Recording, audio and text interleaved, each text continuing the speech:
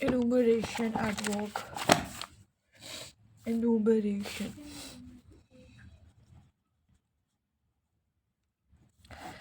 Uh, the collected items have to be listed completely in an order. It is a collection of items.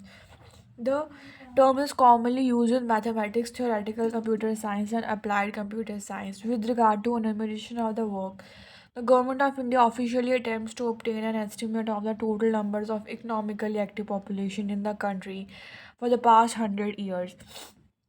This is done through Census of India by categorizing total population into those with income earning activities and those without. These attempts were further refined by the 1961 census.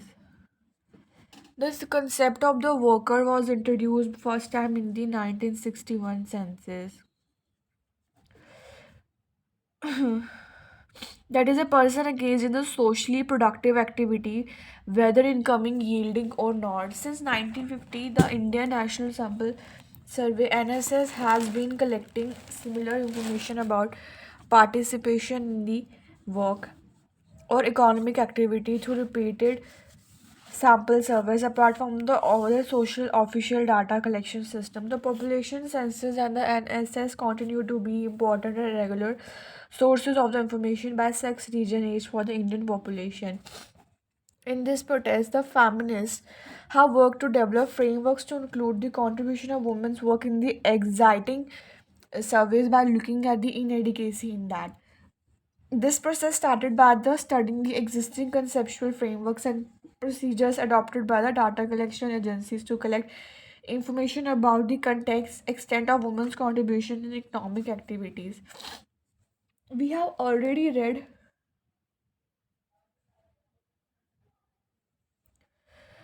about the contribution of women work, that is productive, reproductive, and community works. Now we read about the issue related to non-inclusion of women's contributed in the official statistical system. Official Indian statistics indicate that women continue to lag behind men in all spheres of life, socio-political and economic life. The economic activities of the women appear to be less important than that of men. In recent years, women participation in the labor force has never been more than the 28% of the total female population. However, feminist authors argue that these figures do not reflect the full extent of Indian women's involvement in the productive activities both within the household and outside. This is because of the concept, measures, and techniques used by these data collection systems are not appropriate for the Indian situation. We have also read about sexual division of labor. The sexual division of labor places women in the unfavorable situation. The existing perception in the society due to patriarchy value women's work less. This perception is also reflected in the design of data collection machinery. It fails to reflect the value and the contribution of the women's work. After studying Indian data collection system, feminists laid caution in the various national and international forums to the faults of the Indian data collection system with regard to women's work repeatedly. Indian data collection system is slightly better than the other developing countries' data collection system. Social cultural practices restrict women to disclose their participation in productive work done both for household and for society in many developing countries. Efforts were put to restructure the existing data collection system to include women's work in both public and the private spaces in all developing countries internationally. We need to analyze the pattern and condition of women's and men's work to know the differences. A basic differences observed in the work style practiced by the women and men are that while women predominantly work in indoors, men spend a major time in outdoor work. In other words, women work is essentially restricted in the private sphere of households. Men work outside the household boundary, that is the public sphere.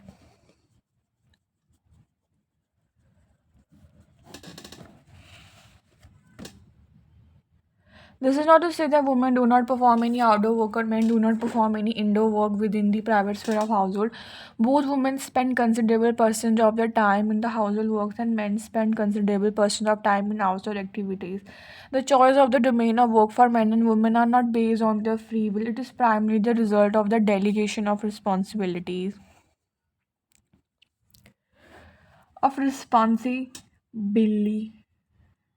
by the traditional norms and culture.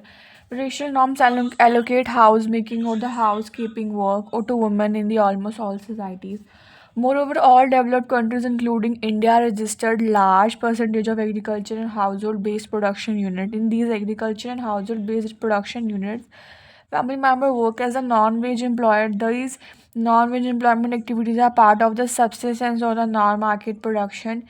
In these household economic units, work and income are divided between men and women according to some set patterns. While these patterns or divisions of labor between men and women are not identical in all the regions within India, there is a general tendency to assign work for women in combination with the household tasks. The household tasks are regarded as the primary responsibility for women, therefore, their productive task tends to be the mainly confined to the private indoor domain of the household. Also, their participation in the household productive activities is likely to be intermittent, casual, and often marginal. This is generally true, but women are required to involve major part of the day in productive work along with or some sacrifice of their regular household tasks, including care of children and the aids during busy agricultural season. We have seen women's involvement in the household as well as the productive activities. Most of the time, the contribution of women's productive activities are not recognized. It is invisible most of the time. When the statistical enumeration enumerator approaches family member to note the contribution of work of the each family member, they tend to collect the male members of the family to take note of the family members' contribution. Due to the non recognition of the woman's contribution combined with the socialization process, male members value less on the woman's work. So they fail to inform enumerators on the woman's contribution. The concept of decent work for all was put forth by International Labour Organization to promote opportunities for both male and female to obtain decent and productive work in conditions of freedom, equality, security, and human dignity. The four pillars decent work concept is employment and enterprise, rights at work, social protection, and dialogue. These pillars constitute an important point of reference that aims to make societies more just, sustainable, and equitable. While focusing on empowerment of the marginalized groups in society, women's access to decent work is particularly affected by the burden of the combining reproductive and productive work. This test of the double burden of work is not accounted for in traditional conceptualization of work, which focuses on the paid work and do not examine the implications of the reproductive labor. Globalization and the word coined by the American Management School is the phenomena related to survival of the companies that promptly and ruthlessly adjust to global competition for market and production. It means free trade, unfettered markets, and the integration of economies of the nation in the world.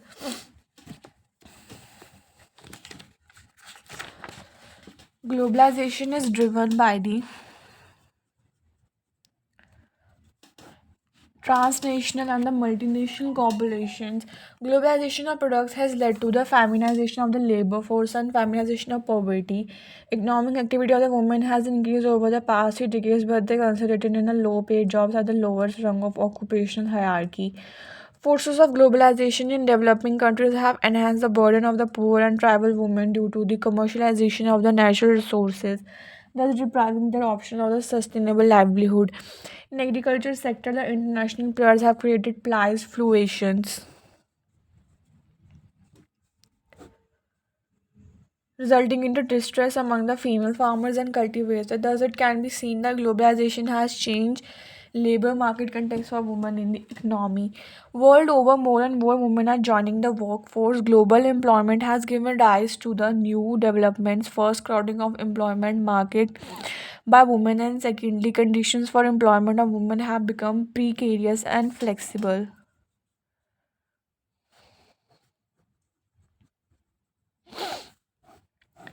The UN termed these patterns of women's employment as feminization of employment. Most of the women have patchwork career because of interruptions in employment as a result of the childbearing, child elderly care, or unemployment.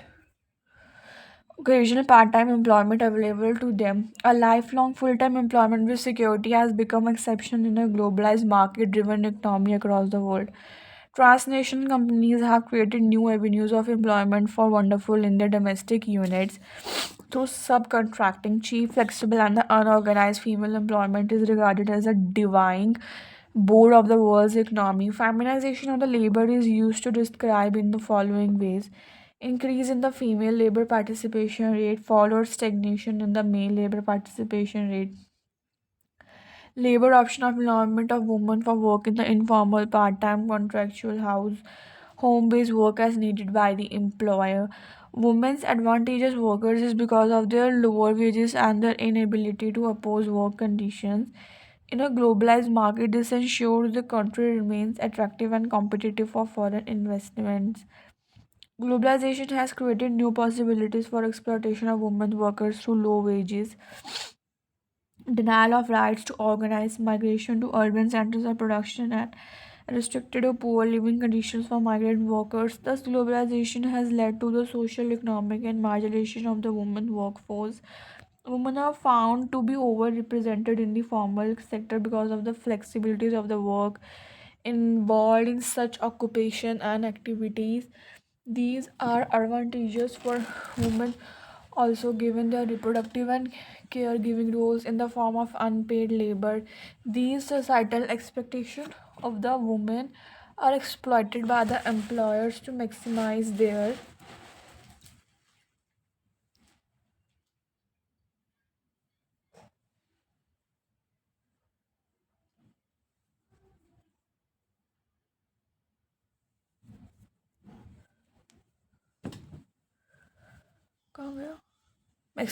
profit. Thus women workers from the backbone of the informal economics in countries across the world.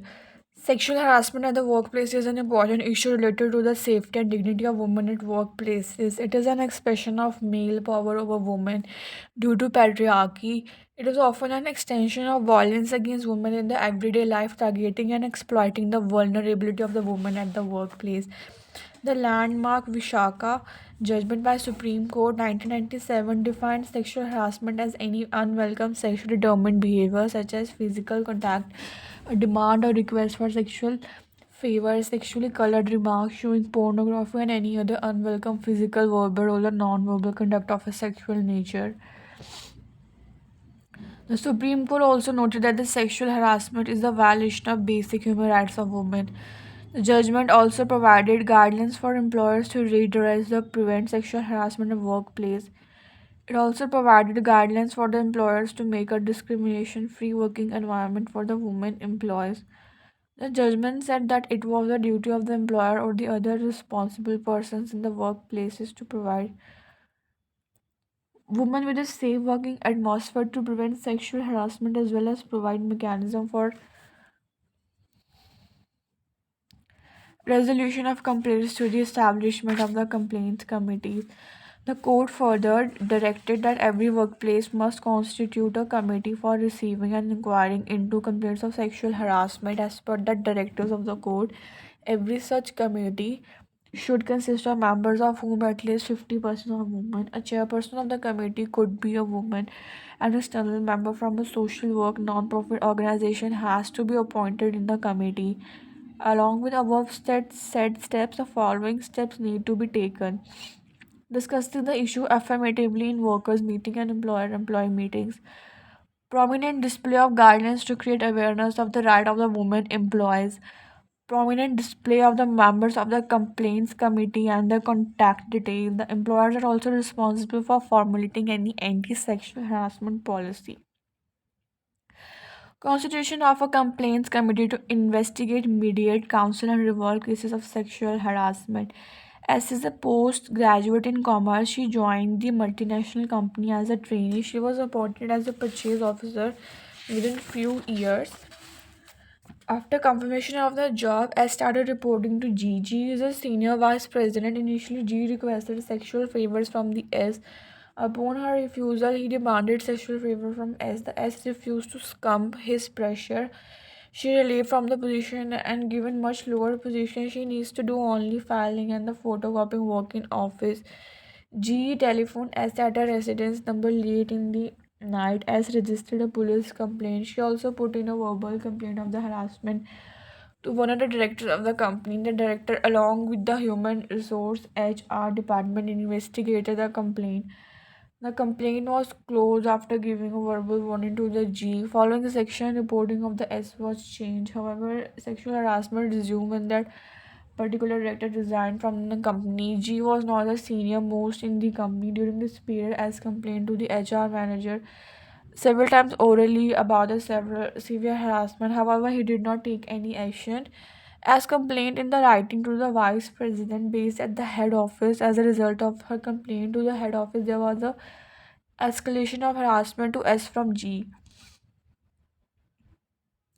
S was isolated at the workplace. S once again complained in the writing about the sexual harassment and hostile working condition to the HR department, both at the local and the head office. In response to the complaint, S was served with a suspension letter and a charge sheet for not performing her duty properly.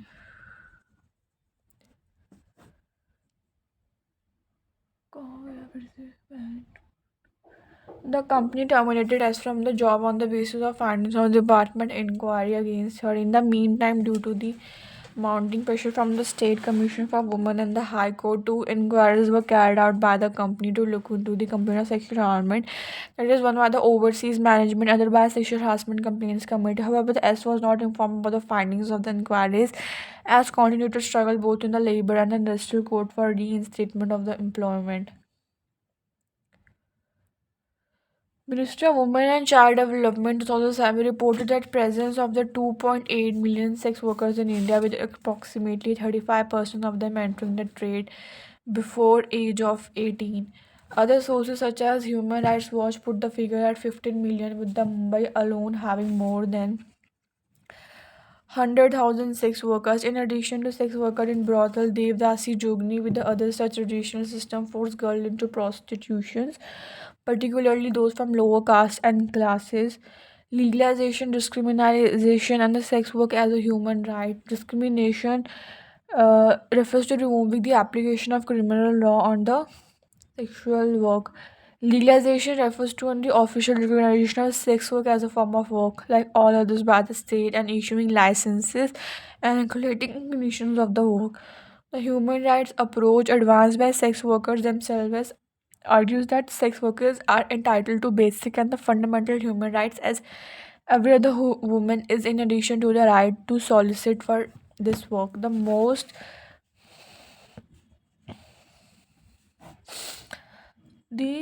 most contentious debate around this work is whether women can consent to engage in this work, or whether this work is a result of force, coercion, threat, and duress.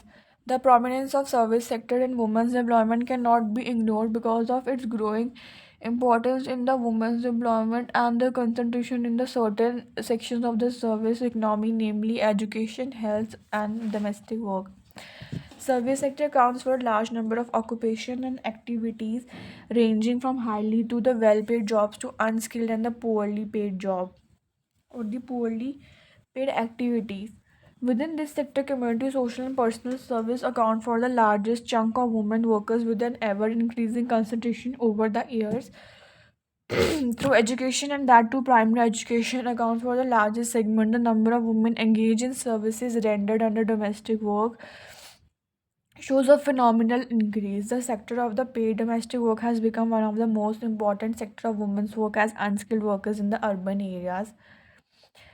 Women face two types of obstacles to enter into employment due to socialization process and the patriarchy. The society prefer women to choose traditional occupation. Women have to achieve workplace equality in the chosen occupation. Secondly, women face obstacles to move upward position in the chosen field. This is what known as the glass ceiling. Organization prefer to have women in the lower position. Occupation of lower position in the organization by women results in less control over their work environment. Due to this, women have less decision making power. Organization discriminates women on the basis of the sex for promotion. They prefer to keep women in the lower wages. They get very less opportunities for promotion and the upward mobility. The entry of women into the labor market has not meant any lessening of the domestic chores. Most women are still solely and mostly in charge of housework and childcare. In order to fulfill all the responsibilities at the workplace and at home, women end up working longer hours. This phenomena is called a double shift or double burden. Women constitute a growing population of the workers who migrate to urban to the other countries where their work is better paid. Most commonly, they work as domestic helps, nursing personnel, or in the leisure industry. There is a close relationship between informalization of employment and the migration. Various reasons contribute for migration. We can list the reasons for the migration as following. Decline of primary sector economic activities contributes for rural-urban migration. Workers migrate from one nation to other on the short and long-term contracts in search of better opportunities. Internal conflict and the war contribute for the international migration. Migrant workers face lots of problem. Among migrant population, women and the children are the worst affected. The place of stay of migrant workers may be in the bad condition due to low capacity of the migrant to pay rent for accommodation of the same problem as the other workers in the similar segment of the informal economy, but they also have the additional problem associated with their ambiguous legal status. They generally fall outside the laws of their own countries but are not included in the laws of receiving countries. As a result, they fall into a category of people who do not have the right to have rights. Like other migrant workers, women join in the informal employment due low education and skills. These employments include domestic work, vending, caring of children and the elder brothers and the others. Lack of awareness on the rights of the migrant workers in the informal employment, they may get exploited. Children may find difficulties in joining in the informal school. Women find difficulties in providing care to their own children. Due to long hours of work and low payment, women and the children may face sexual exploitation. Lack of protection like the sanitation and the water, migrant worker faces severe health hazard. They may lack social security due to migration. Assessing health and education facilities by the migrant workers, especially for women and children, are challenged. Female migrant workers, whom often does not possess legal papers, are forced to work under worse conditions and are often victims of the sexual violence. Increasingly flexible labor markets have reduced workers' rights to unionize and thus has to let workers weaken bargaining power. As a result of the globalization, work has become more insecure as jobs have shifted from the former legally regulated large firms to smaller and the informal establishments and the home-based work. These jobs are often more accessible to women but lie outside of the protection of the labor laws and social benefits.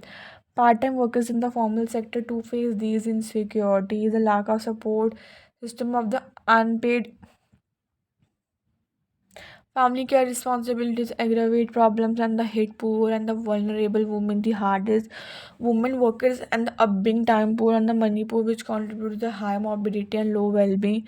Social protection mean intervention and initiative that support individual, household, and communities in their efforts to prevent and overcome social economic risks like gender discrimination and exclusion, retirement, retrenchment, maternity benefits, old age, death, etc. Gender-related concern and constraints not only limits women access to labor market but also confine women workers to more poorly remunerated, more casual and insecure forms of wage and the self-employment without access to social protection.